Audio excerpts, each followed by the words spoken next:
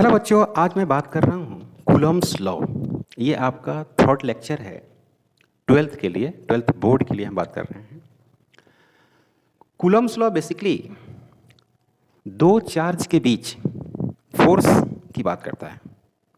जैसे कि Newton's law of gravitation में आप पढ़े होंगे, दो मासिव पार्टिकल के बीच न्यूटन्स लॉ ऑफ अट्रैक्शन यानी न्यूटन्स लॉ ऑफ ग्रेविटेशन जो फोर्स है वो काम करती है। यहाँ पे कूलम्ब्स लॉ में सेम उसी तरह से दो चार्ज के बीच फोर्स लगती है।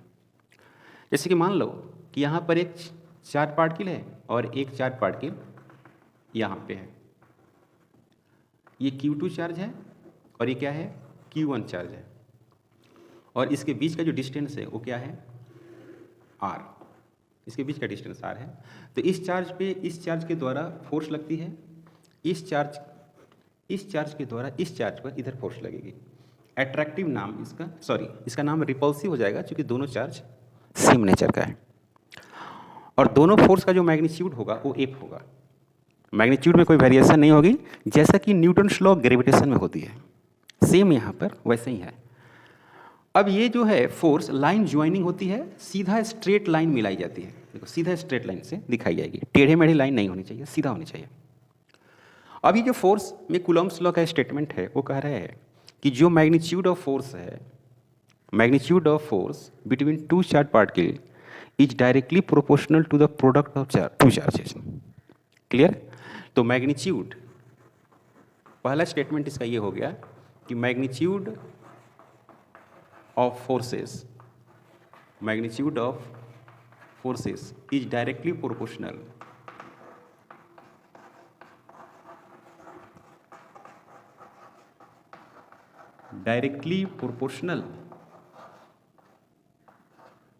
to the product of two charges, the product of magnitude of two charges,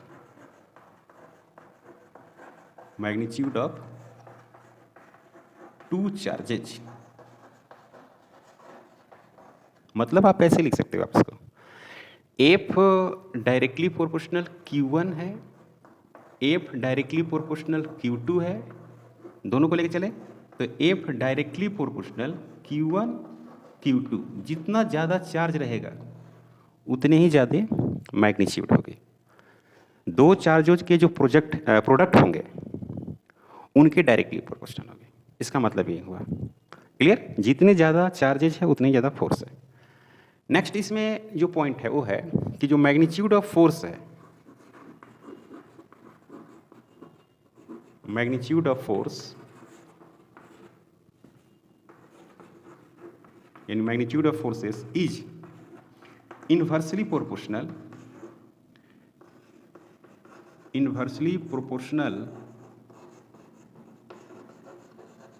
to the square of the distance between them.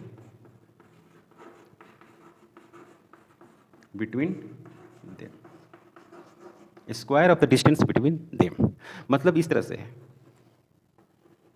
ये हो गई Q2, ये हो गई Q1,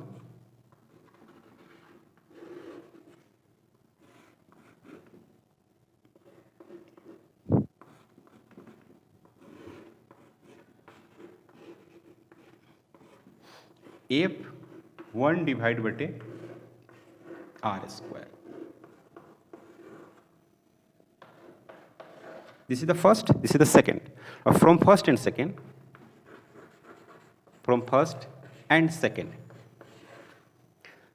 F directly proportional Q1 Q2 divide by R square.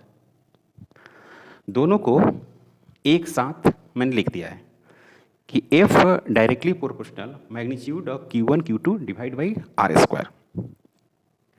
Next आप इसको note कर लो, बहुत सिंपल लॉ है।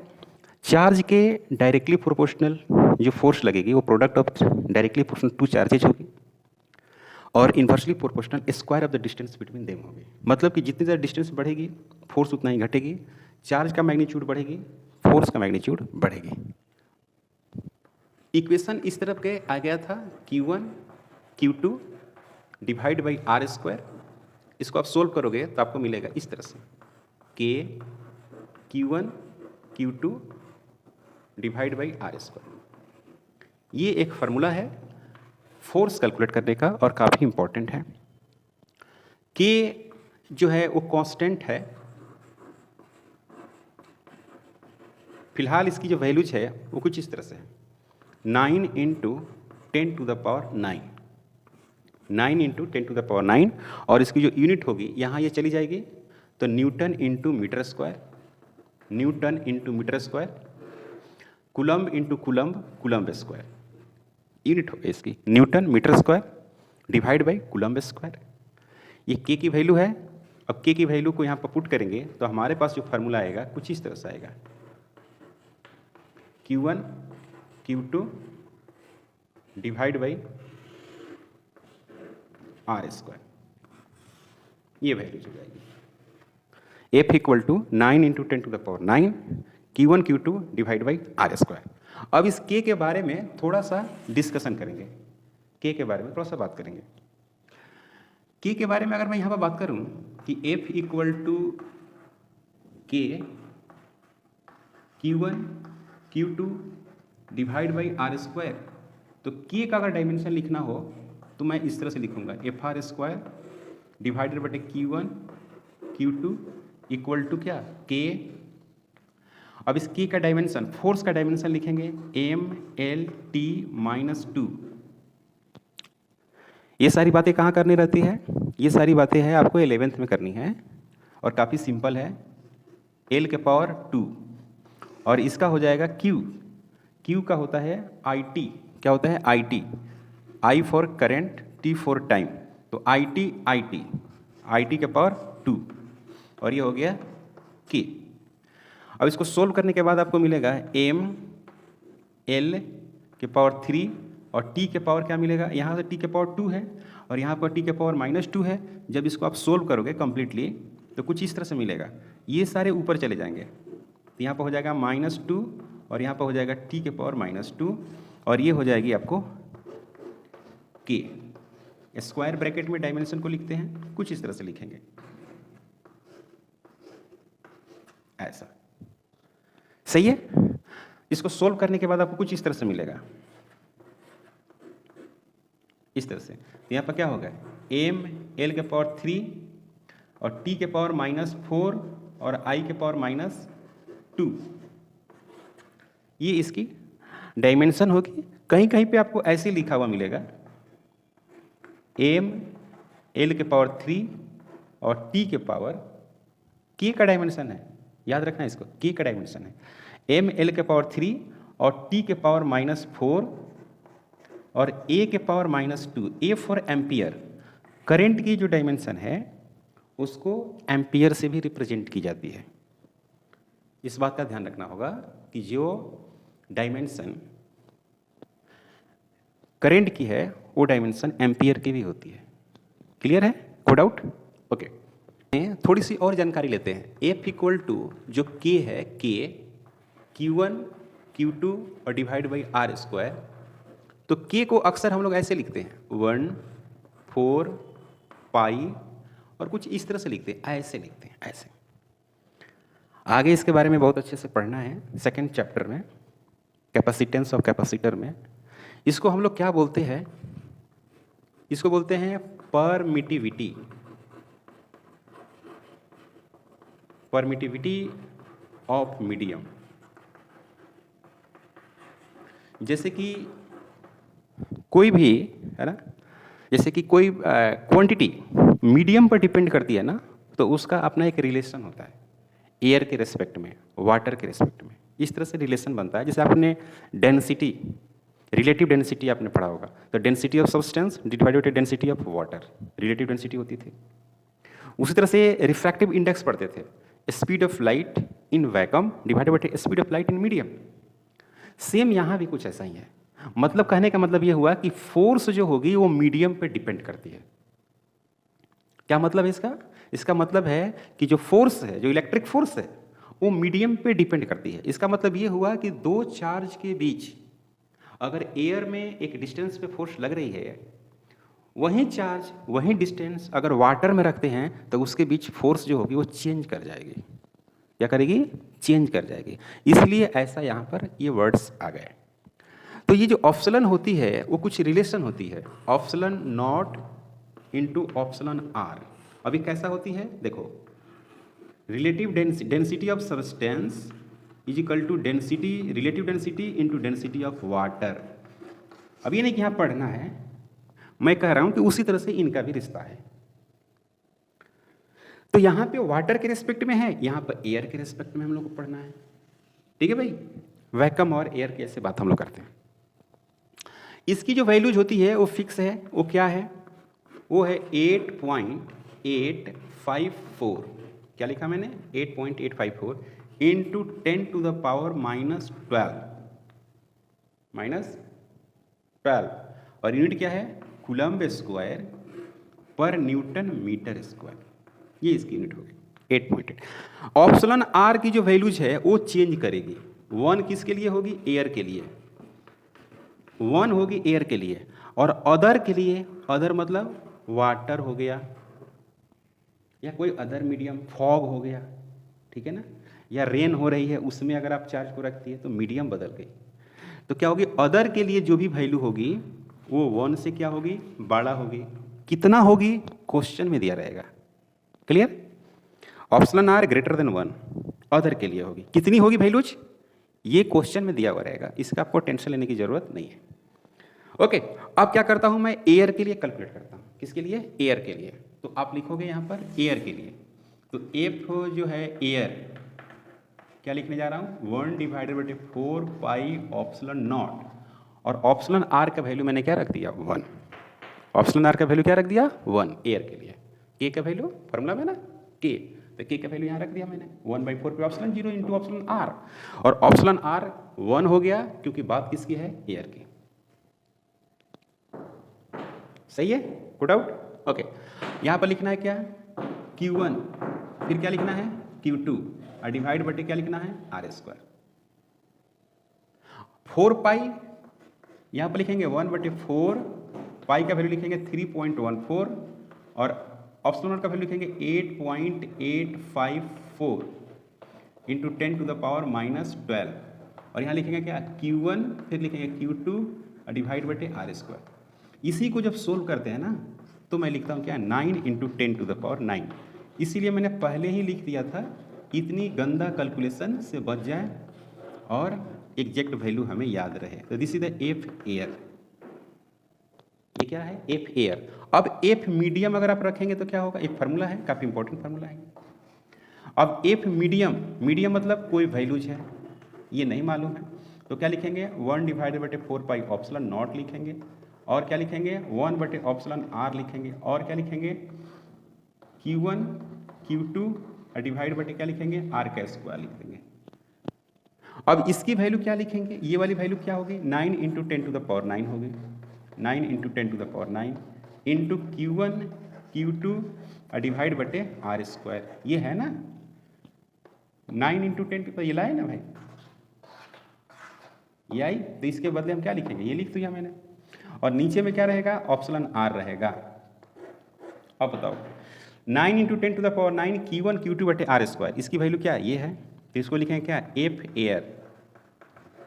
एयर डिवाइडेड बटे ऑप्शन आर और एफ मीडियम। इसका क्या मतलब हुआ? इसका मतलब ये हुआ कि ऑप्शन आर की वैल्यू तो 1 से बड़ा होगी, तो मीडियम में जो फोर्स होगी वो हमेशा एयर से छोटी होगी। एयर से क्या होगी? छोटी। आपको समझ में आया बात? जो मीडियम में फोर्स होगी, जो फोर्स मीडियम में होगी वो एयर से क्या होगी? छोटी होगी। ये तो क्लियर है, यहाँ तक कोई डाउट नहीं। मतलब कि इन अदर मीडियम, आप इसको नोट कर लो, इसका मतलब ये हुआ कि in other medium force decreases. आप लिख सकते हो यहाँ पे, means that in other medium, means that in other medium force decreases,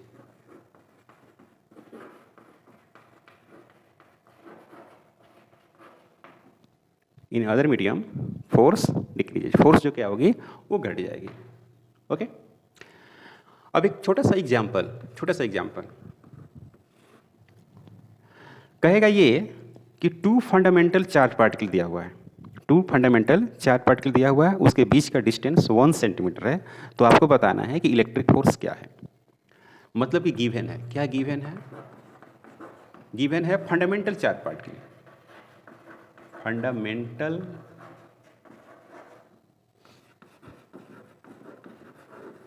charge particle ये गिवन है, और उसके बीच का डिस्टेंस भी गिवन है 1 सेंटीमीटर, डी या आर वो भी है। तो अगर आप इसकी सोल्यूशन करेंगे, सोल्यूशन तो कुछ इस तरह से होगा। सोल्यूशन में कुछ ऐसे लिखा जाएगा, ध्यान से देखिएगा। फंडामेंटल चार्ज पार्टिकल जो होती है, फंडामेंटल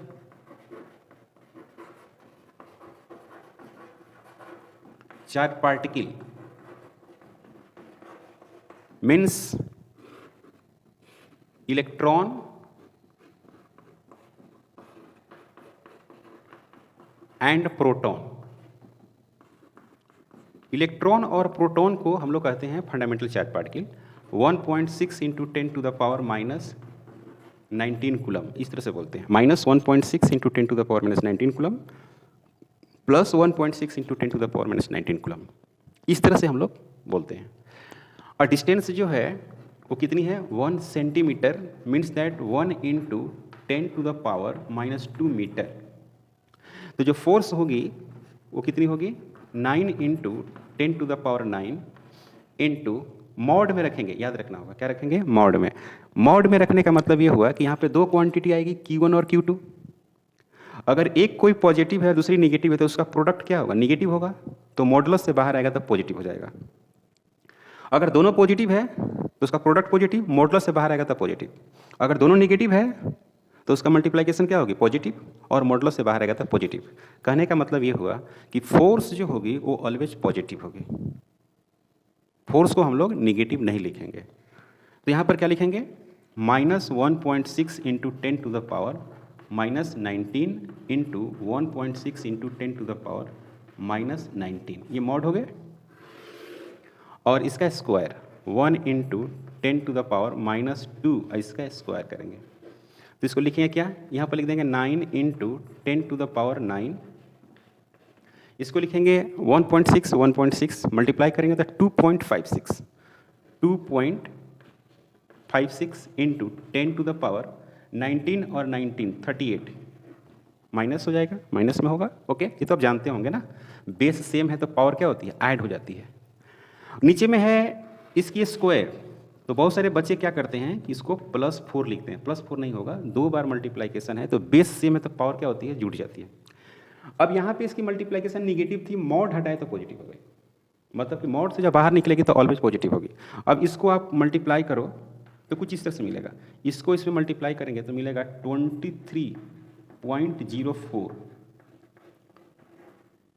और यहाँ पर हो जाएगा कितना? ये 29 -38 और +9 तो हो जाएगा -29, और डिवाइड बटे हो जाएगा 10 टू द पावर -4।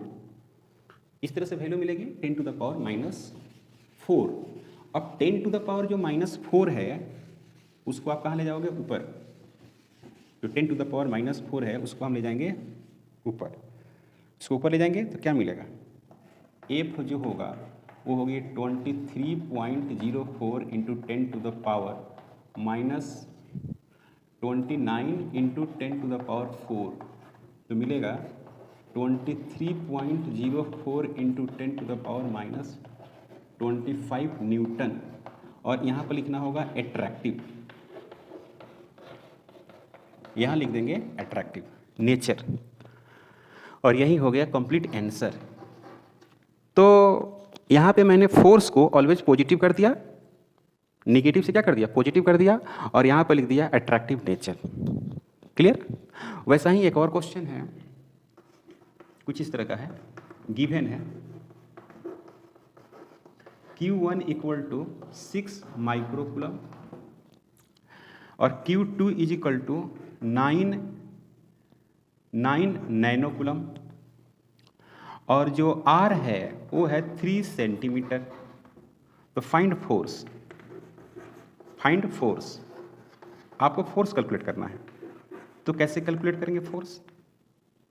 यहाँ पे दोनों चार्ज पॉजिटिव है तो मॉडुलस लगाने की कोई ज़रूरत नहीं है, नेचर इसकी रिपल्सिव हो जाएगी।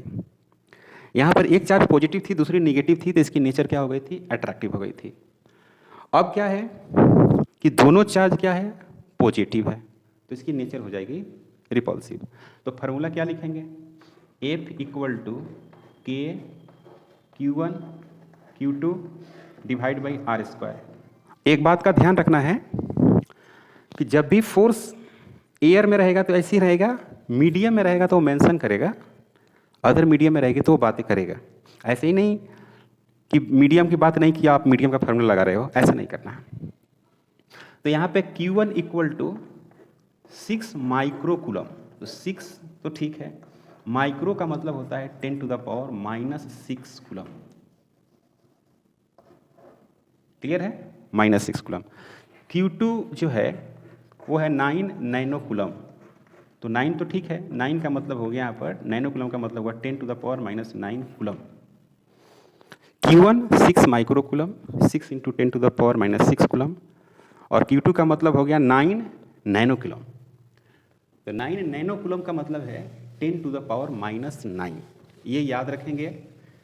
इस चैप्टर में मतलब कि ये पूरा 12th में ये सब कन्वर्जन आपको बार बार यूज होगा, तो आप इसे याद रखेंगे कन्वर्जन को।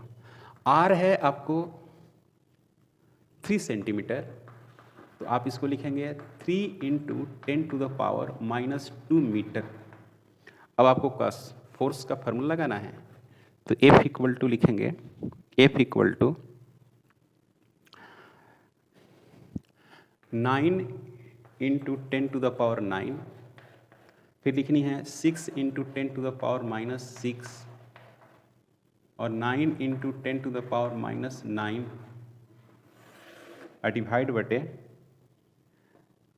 डिवाइड बटे ये 3 इंटू 10 टू द पावर -2 इसकी स्क्वायर, ऐसे लिखो। तो आपको मिलेगा 9 into 10 to the power 9 into 6 into 10 to the power -6, 9 into 10 to the power -9 divide by 9 into 10 to the power -4। ये और ये कैंसिल हो जाएगा, और 9 into 6 54 into 10 to the power 9 into 10 to the power 15 divide बटे 10 टू द पावर -4। तो इसको आप सोल्व करेंगे तो कुछ इस तरह से मिलेगा, 54 इंटू 10 टू द पावर 9, ये होगा 13 और 10 टू द पावर -15। तो आप लिख सकते हैं 54 10 to the power -2 newton. Solve करने के बाद आएगा 0.54 न्यूटन, और ये हो जाएगा आपको repulsive.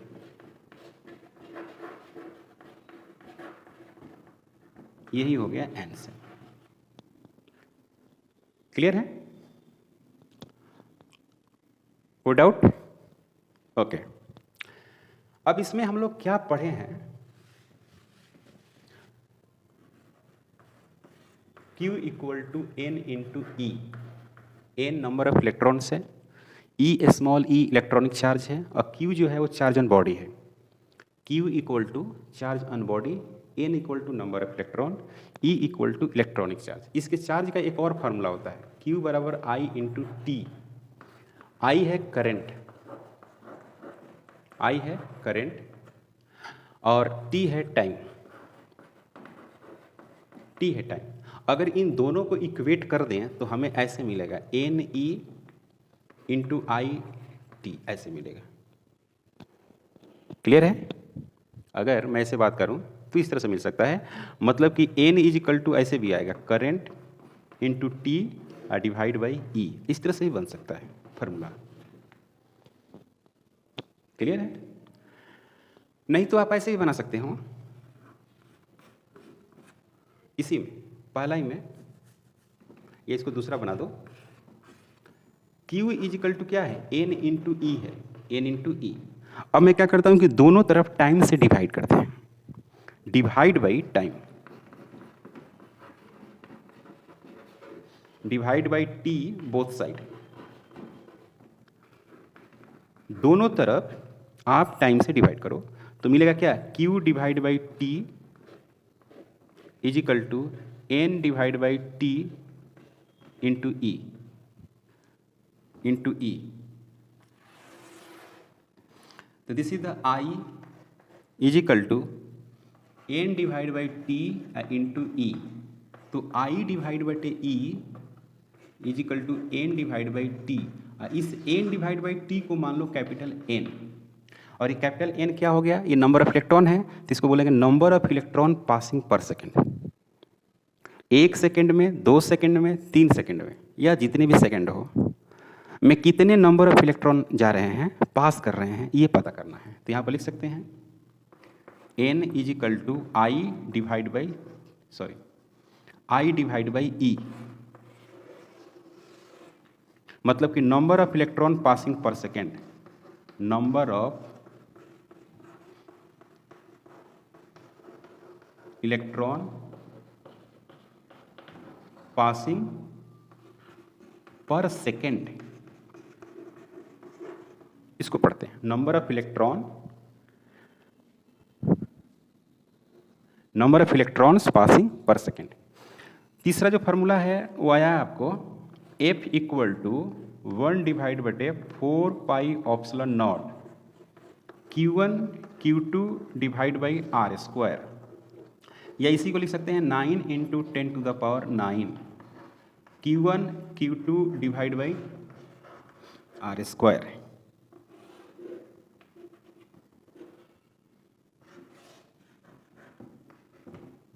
F equal to 1 divide by 4 pi epsilon not Q1 Q2 divide बटे आर स्क्वायर, और 9 into 10 to the power 9 Q1 Q2 divide बटे आर स्क्वायर। ये काफ़ी इंपॉर्टेंट फार्मूला है। अगर F मीडियम की आप बात करोगे, F मीडियम की, तो आपको यहाँ पर लिखना होगा F एयर की वैल्यू, और डिवाइड बटे क्या लिखना होगा, ऑप्सिलॉन आर की वैल्यू। इस तरह से करना होगा, ठीक है। तो ये रहा आपको फार्मूला, जो मैंने 3 लेक्चर की बात किया, उस 3 लेक्चर में जो आपको फार्मूला मिला है वो ये है, और इस पे हम लोग बेस्ट क्वेश्चन करेंगे। नेक्स्ट लेक्चर में हम लोग कंटिन्यू करेंगे, पर ये फार्मूला आपको याद रहनी चाहिए। ओके, चैनल पर नए हैं प्लीज़ सब्सक्राइब करें, शेयर करें। Thank you.